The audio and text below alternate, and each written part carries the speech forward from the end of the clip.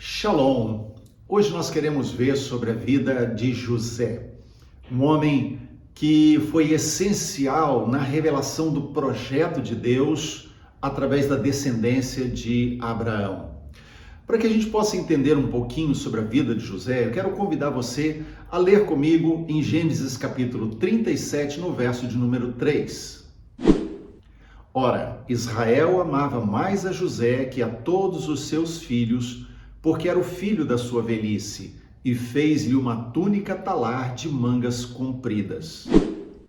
Embora Judá tenha sido o filho de Israel, que na verdade se tornou aquele de quem veio Jesus, né? A descendência dele veio Jesus, José ele foi essencial nesse projeto de Deus. Mas a história de José começa quando ele ainda era um adolescente e ele tem sonhos. Em primeiro lugar, ele recebe do pai uma túnica talar, uma túnica especial colorida que chamava a atenção. E os irmãos viam e percebiam com essas atitudes do pai Jacó que José era especial para ele.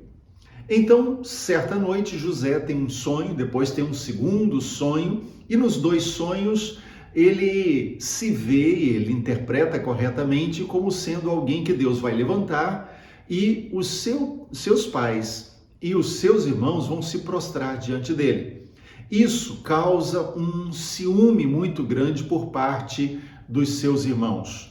E esse ciúme chega a tal ponto de que eles o desprezavam e chegaram a vendê-lo como escravo. E como escravo, ele vai parar no Egito. Lá no Egito vai servir como um empregado na casa de Potifar, um general do faraó.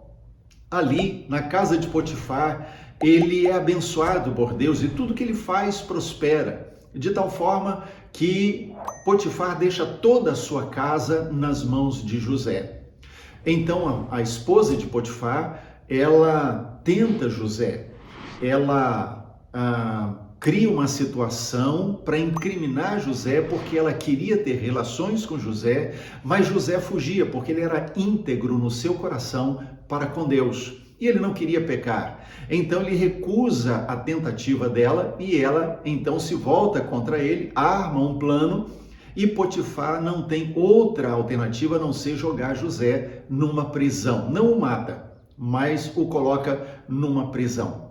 E colocado na prisão, José também é abençoado por Deus de tal forma que ele venha se tornar alguém muito poderoso, porque ele se torna o segundo mais importante no Egito. A Bíblia diz que ele se torna como um pai para Faraó.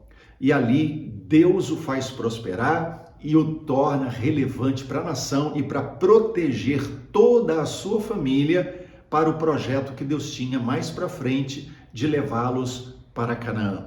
Bom, quando a gente olha todo esse panorama, nós concluímos uma coisa: José, em momento algum, se tornou alguém revoltado.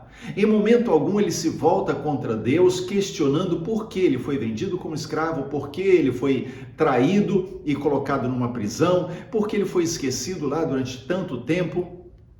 Enfim, José não fica ressentido e não murmura das adversidades, que foram muitas e pesadas, mas ele não murmura. Sabe por quê? Porque ele aprendeu que Deus estava no controle, confiou e por isso continuou fiel.